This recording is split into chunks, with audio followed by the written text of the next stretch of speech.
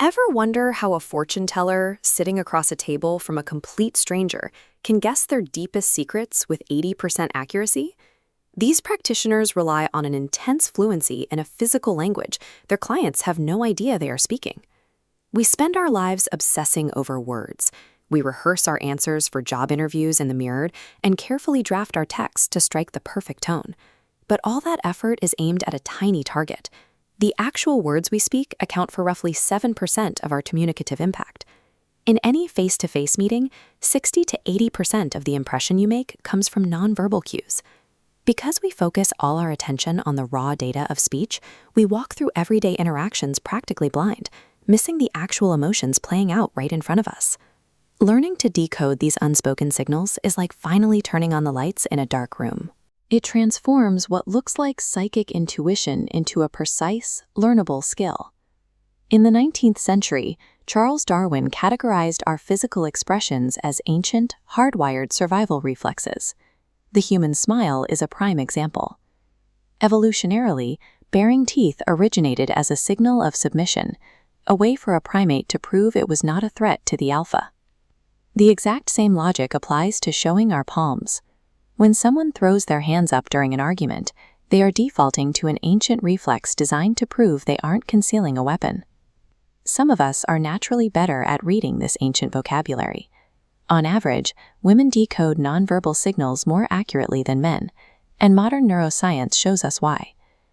This chart shows the activity zones for behavioral evaluation inside the human brain. While a typical male brain has between 4 to 6 active areas dedicated to evaluating the behavior of others, a female brain has between 14 and 16. This biological advantage stems from evolutionary necessity. For hundreds of thousands of years, mothers had to rely on nonverbal channels to figure out the exact needs of pre-verbal infants. These primal reflexes give you the basic vocabulary of the unspoken world. But you need more than just words to read a modern human interaction. Interpreting a single, isolated gesture is a trap. It's like reading one word out of a novel and assuming you know the entire plot. If a man scratches the back of his head during a conversation, he might be confused, he might be lying, or he might just have dandruff. For an accurate read, apply the rule of clusters. Identify 3 physical gestures pointing to the exact same emotion. If a head scratch is paired with crossed arms, a lowered chin, and narrowed eyes, the complete sentence says, "I am critically judging you." Once you have your cluster, you apply the rule of context. This acts as the punctuation of body language, because the environment completely alters a gesture's meaning. Tightly crossed arms and hunched shoulders at a freezing bus stop simply means someone is cold. But seeing that exact same posture from a client across a comfortable negotiation table means they are rejecting your offer.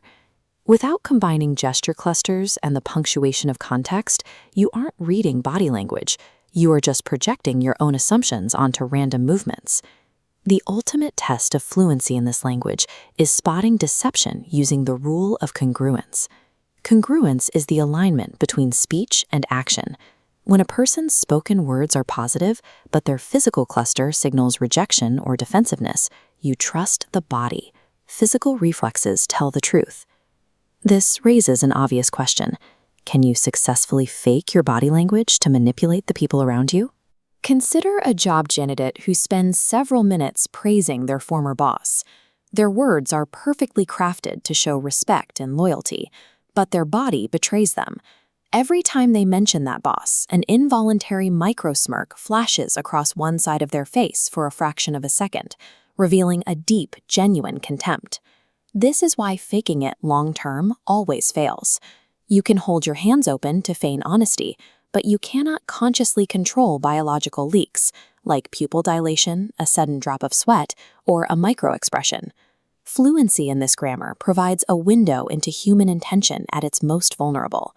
By looking past the curated 7% of speech to see the physical truths people cannot consciously suppress, you gain a direct view of their internal reality.